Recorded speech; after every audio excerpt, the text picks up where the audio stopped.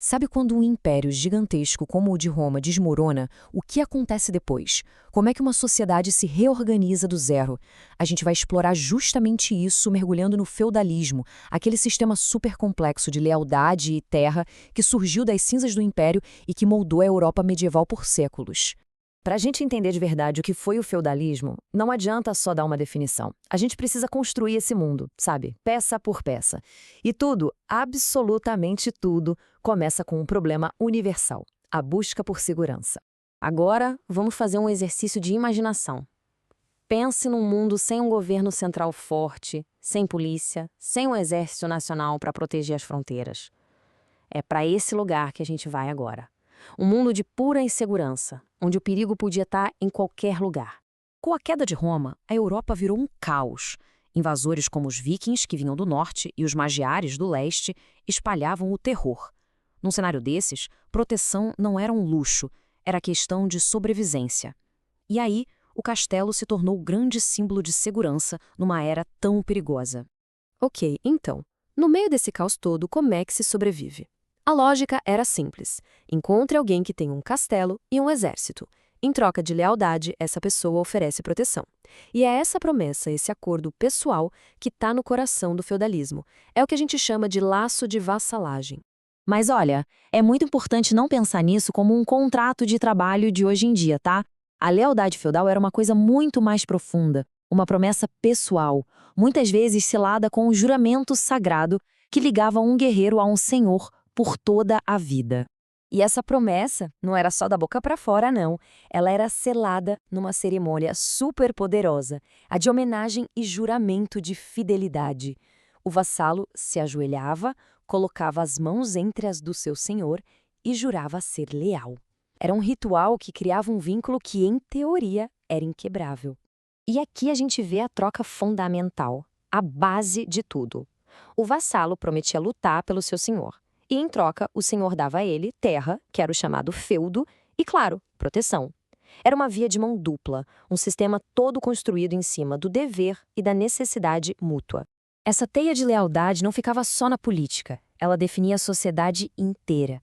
Naquela época, os pensadores viam o mundo como uma ordem criada por Deus, dividida em 3 papéis essenciais: aqueles que oram, aqueles que lutam e aqueles que trabalham. Eles acreditavam que essas 3 ordens eram designadas por Deus. Cada pessoa nascia dentro do seu papel e era esperado que o cumprisse. A ideia era que todos, trabalhando juntos, mantinham o equilíbrio da sociedade.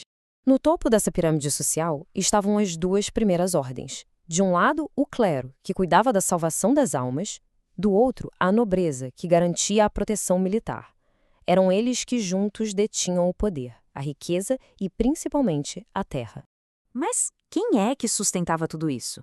Toda essa estrutura, os castelos, as igrejas, os exércitos dos nobres, tudo isso ficava literalmente nas costas da terceira ordem, os trabalhadores. Então, vamos dar um zoom agora na vida da grande e esmagadora maioria das pessoas. O mundo delas era o senhorio, aquela propriedade praticamente autossuficiente que era o verdadeiro motor econômico de todo o sistema feudal. Pensa no senhorio como se fosse uma miniatura da sociedade feudal. Tinha tudo o que eles precisavam para sobreviver ali dentro. A casa do senhor, que era tipo uma fortaleza, uma pequena vila para os trabalhadores, os campos para plantar, pastos para os animais e florestas para conseguir madeira.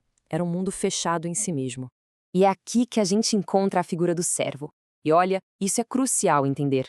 Um servo não era um escravo. Ele não podia ser comprado ou vendido como uma mercadoria. Mas ele também não era livre.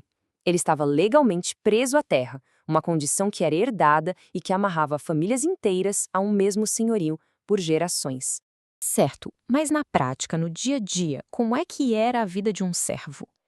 A resposta para isso está numa rede bem complexa de obrigações. Era basicamente o preço que eles pagavam pela terra em que viviam e pela proteção que, em teoria, recebiam. A vida de um servo era definida por uma lista enorme de deveres para com o senhor. Tinha a corveia, que era trabalho de graça nos campos do senhor, tinha a talha, que era entregar uma parte da própria colheita, e ainda as banalidades, que eram taxas para usar o moinho ou o forno do senhor. Ou seja, uma parte enorme do trabalho e do que eles produziam ia direito para o castelo. E não era só o senhor, não. Os camponeses também deviam o dízimo para a igreja. Isso era 10% de tudo que eles produziam. Quando a gente soma tudo isso, fica fácil entender como era difícil para uma família camponesa média conseguir, sei lá, prosperar um pouquinho. No fim, isso nos deixa com uma pergunta central sobre o feudalismo.